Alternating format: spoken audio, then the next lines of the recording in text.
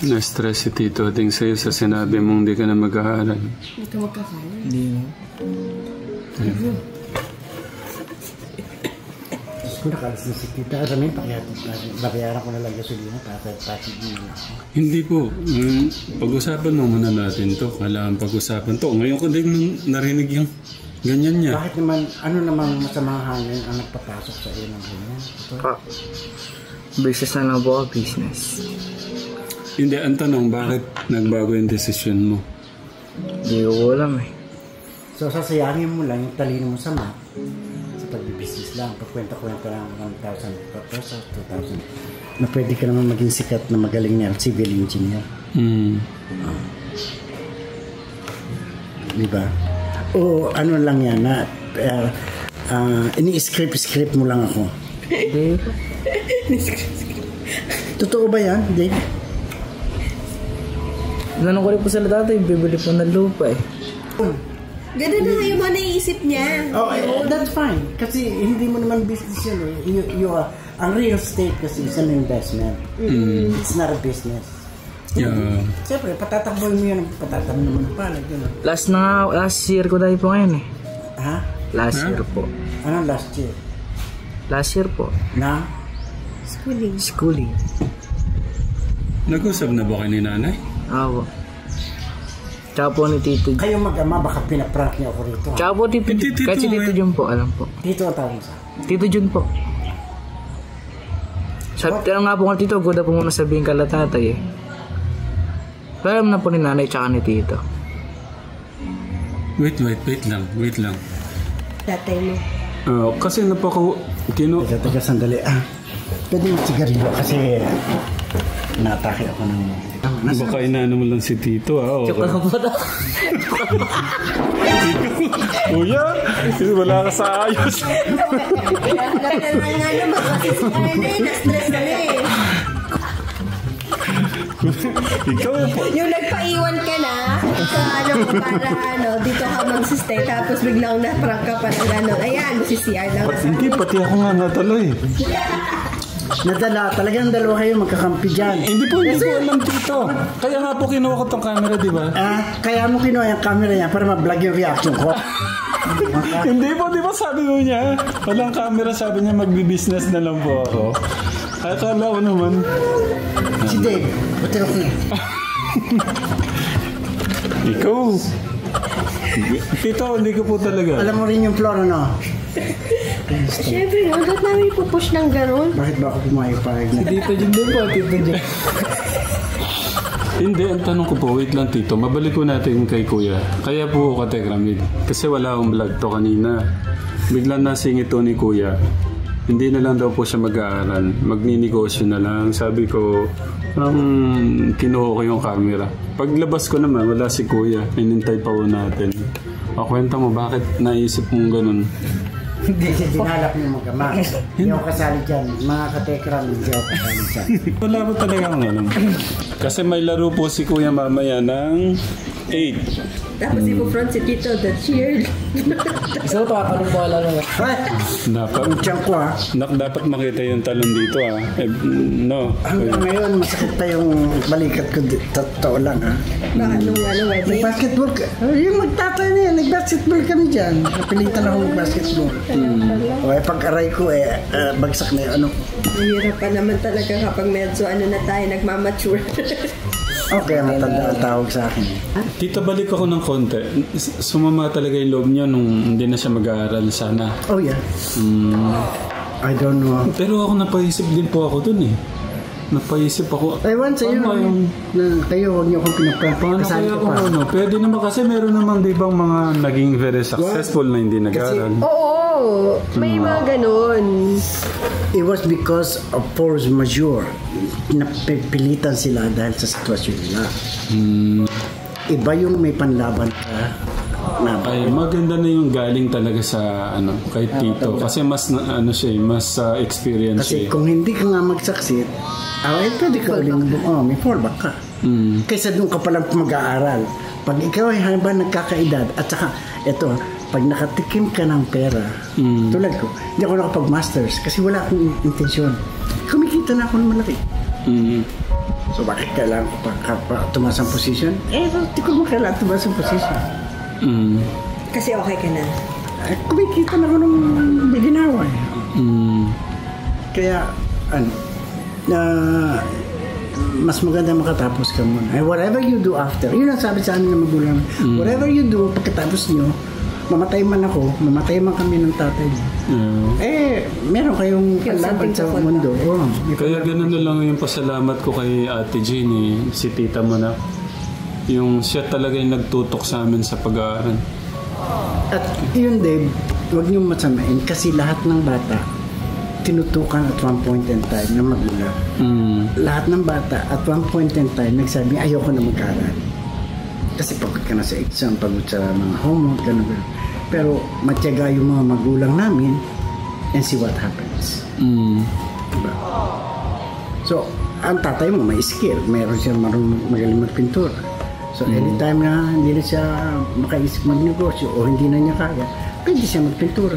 Kasi marami akong nurse na kaklase na hobby nila. Kay Tita Sel po, maraming bumibili, Tito. Hobby lang nila naging ang painting. Nag-aaral sila yung on the job train nila.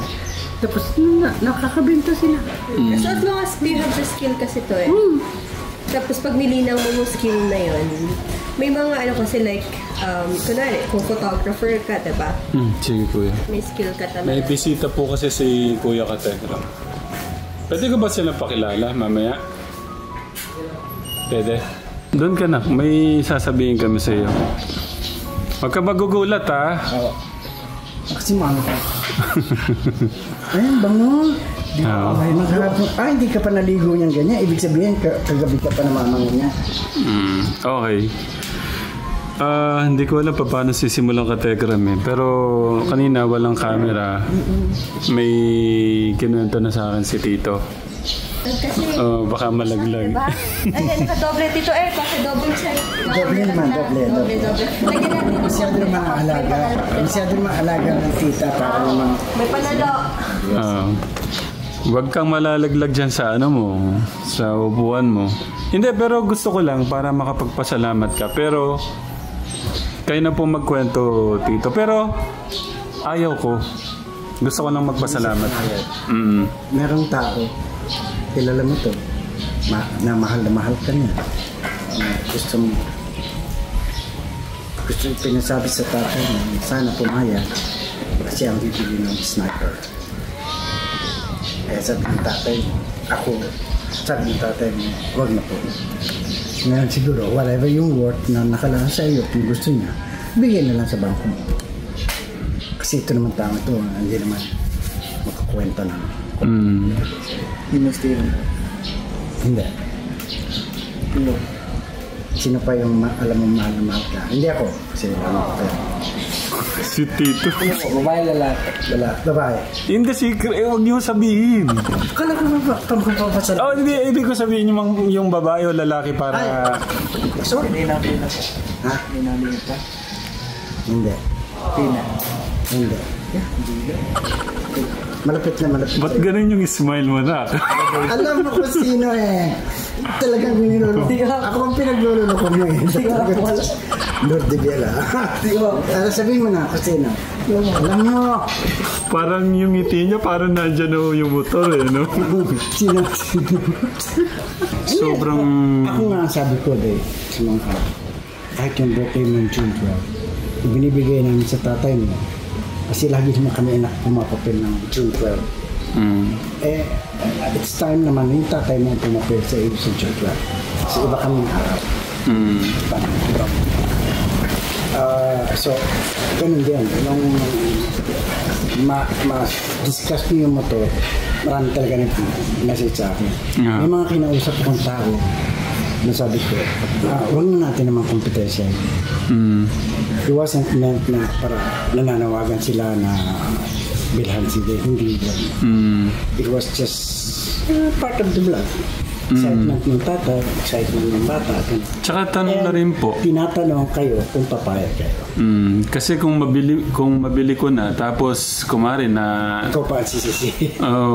Di ba? At least merong... Hindi ko naman inaano doon. At least parang nakapagtanong-tanong. Yun ang sabi ko sa kanila. Inaano lang niya kung anong opinion niyo, kung okay sa kasi it involves safety. Tsaka buhay mo, nakaano to. Involves safety mo. Kaya yun naman ang pakiusap ko sa iyo. Sabi ni Tito Ading sa akin kanina, gusto ni Tita Ethel. Alam mo pala. Diniloko ko. Di mo kilala ito. Ano kung kaya siya? Nasabi niya sa'yo ni Tita Ethel? Wala. Okay. It's supposed to be this is a surprise. Pero hindi rin na siya pumayag, kaya at kasi siya ang bibili. Kasi gusto ko magpasalamat na lang kay Tita Ethel. Gusto niya talaga, kumari ako yung bumili. Pinapasabi niya sa akin. Kaya nandito si Tito Ading. Gusto ni Tita Ethel na kumari ako yung bumili. Para... Wala masabi yung tao. Na pumapapil siya. Hindi. Gusto lang niyang maibigay yung gusto mo. Kasi alam niya... Magiging masaya ka doon. Mahal mo yung motor. Magiging masaya po talaga siya. So, ayun naman makukuha mo naman pala. Ang question na lang, ang surprise, kailan? Pwede bukas, pwede sa makalawa. Yung ngiti, parang naman yung ngiti. Alam mo naman yung kulay, di ba? Nakapili ka na ba ng kulay? Tapos, alam niya Tito yung ano? Basta, ang akin, yung paalala ko sa'yo. Kasi isa ko sa mga sasabihan ng mga lolo't lola mo. Kasi ano yung vote ni Tito Ading? Sabi niya, okay sa akin. Sabi ni Tito Ading na bilan mo siya. Ako okay sa akin kasi napag-usapan niya ng mag-ama. So, ang sa akin lang, gusto ko ipatid sa iyo na may kaakibat na responsibilidad, malaking responsibilidad. Napag-usapan natin. Saka ano na, madaming magagalit sa akin. Magtatampo. Aksidente naman, hindi naman naiiwasan. Hindi mo naman alam kung kailan darating. Sobrang pero pwede kang mag-ingat. Sobrang ingat. Di ba? Kung hindi ka naman, huwag na yung yabang. Makikita naman nila. Hindi naman ito. Guwapo.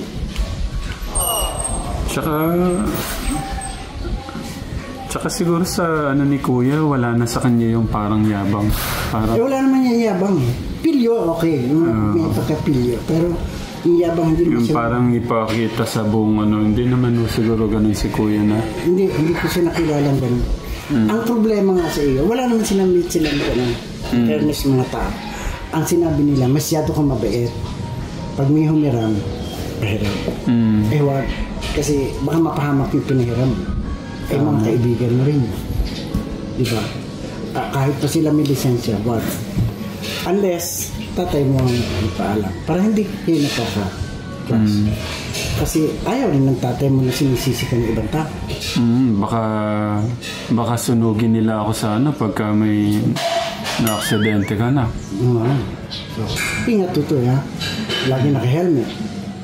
Ibili mo siya ng helmet na meron kasi mga... Yung inahampas-hampas sa ano, di ba? Meron fake na helmet, di ba? Bili mo siya ng tunay na helmet. Saka may mga padding pa yan, di ba? Kasi nakaganon ka na nun, di ba? Parang nakagiga. Parang nakatuwad. O nakaganon din. Ganon din. Basta kompleto yung safety gear. At sumunod sa batas traffic. Pag 18 ka na. Kahit kotse ang dala mo. Diba? Civic nga po lang gusto ko, diba tayo? Ano? Civic. Ano? Yung kotse po. Civic ang gusto niya. Ano? Bili ko na naman ang Civic. Joro. Honda Civic. Akala ko ba BMW? Civic po ako. Ay, mas magandang sasakyan. Ano ba gusto mo, sasakyan o sniper? Meron po kami ni tatay. Ha? May Everest na po. Hindi yun ang tanong ko eh. Sasakyan o ano? Sniper. So, ibig sabihin, sniper. Kahit ano? Kahit ano? Kunwari ka pa. Sa desisyon ako yung magdamay. Anyway, masaya ko dahil na you're the same day. Noong nakilala ko na 14, 15. Masaya. Maraming masayang tao. Pinagkakabalahan mo simbahan. Kahit medyo maalembong-alembong ka sa simbahan. Ako naintindihan ko yung mga ganun, siyempre. Ganyang edad. Ang ayaw lang nila yung matutukso siya na ikakapahamak. Yeah. At saka noong kung sino man. Yeah. Tsaka yun lang, lagi ko sinasabi sa kanya, alam niya na yung tama at mali. Tapos sino bang maanuhan, ito yung mga magulang mo din. Hindi, at saka ganito. Ang lalaki kasi at this time and this age mapusok. Pero ang isipin mo, yung babae yung kaharap mo ay nanay mo. O kapatid mo. Kung wala ka rin lang intensyon na pwede mo ipalipas yun. Diba? Ano ba ginagawa niyo doon? Nanonood na po sila. Tausaw kami. Nasaan na natapos niyo na doon? Tausaw wala. Yung kanila pong paggawa ng barbecue. May ganun ho pala tito, no? Sa school fair. Oo. Ibebenta niya. Tapos ang pinagbentahan sa klase niya. Hindi, 60-40 po. 60. 40. 60 kanina. Sa school po. 40. Sa amin. May ganun pala. Yeah. Yan po yung mga bisita ni Kuya. Pero, yan. Yan na lang po.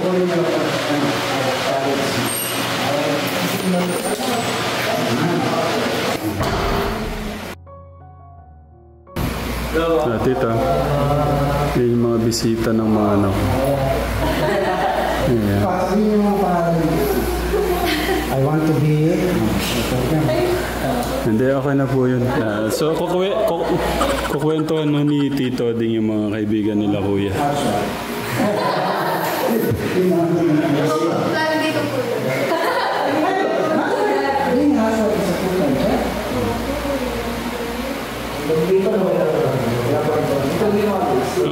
Gusto niyo ba, Tito, ilagay ko to?